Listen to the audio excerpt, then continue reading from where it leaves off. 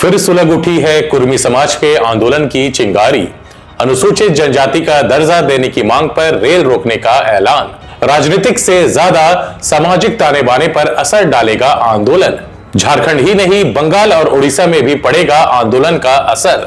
नमस्कार, आजाद सिपाही के खबर विशेष में आपका स्वागत है। मैं हूं राहुल सिंह। झारखंड के सबसे बड़े और प्रभावी कुर्मी समाज के लोग एक बार फिर आर पार के मूड में हैं।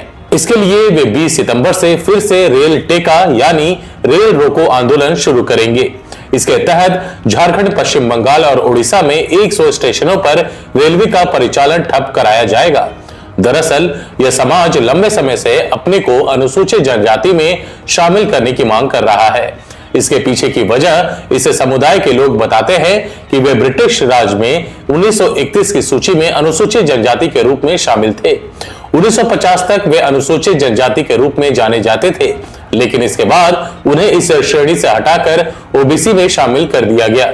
इसके अलावा वे कुरमाली भाषा को भी संविधान की 8वीं अनुसूची में शामिल करने की मांग को लेकर रेल टेका आंदोलन करेंगे। झारखंड में कुर्मी समाज की घोषणा के साथ ही सियासी माहौल गर्म हो गया है। झारखंड में कुर्मी समाज सबसे बड़ा और ताकतवर जातीय समूह है और इसके आंदोलन का व्यापक असर पड़ने की संभावना है। वैसे भी पिछली बार का अनुभव बताता है कि इनका आंदोलन असरदार होता है। कुर्मी समुदाय की मांग का राजनीतिक असर है, चाहे भाजपा हो या आजसू या फिर चर्चित जेकेएलएम और इसके नेता जयराम महतो या फिर झामुमो। हर दल को कुर्मी समाज का वोट चाहिए, इसलिए हर दल उसका समर्थन करता है।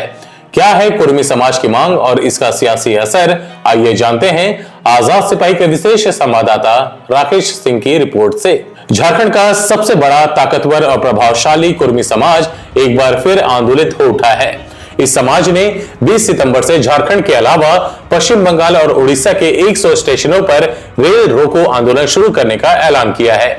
इस समाज की मांग इसे अनुसूचित जनजाति का दर्जा देने और कुरमाली भाषा को संविधान की 8वीं अनुसूची में शामिल करने की है। कुर्मी समाज के इस आंदोलन ने झारखंड में नई सियासी हलचल पैदा कर दी है, क्योंकि झारखंड की राजनीति में कुर्मी समाज का अपना महत्व है। यही कारण है कि नवंबर में हुए विधानसभा चुनाव में हेमंत सोरेन की सत्ता वापसी के कारणों में कुर्मी आरक्षण प्रमुख रहा। कहा जा रहा है कि कुर्मी आरक्षण की गूंज ने छोटा नागपुर और कोल्हान इलाके में ऐसा खेल किया कि राज्य की 3 पार्टियां निपट गई। बात पहले आजसू की करते हैं। 10 सीटों पर एनडीए गठबंधन के सहारे चुनावी मैदान में उतरने वाली आजसू सिर्फ 1 पर जीत हासिल कर सकी। आजसू सुप्रीमो सुदेश महतो खुद चुनाव हार गए। इसी तरह कुर्मी बहुल गोमिया, ईचागढ़ और रामगढ़ में भी आजसू हार गई। इस हार का कारण जयराम महतो की पार्टी रही।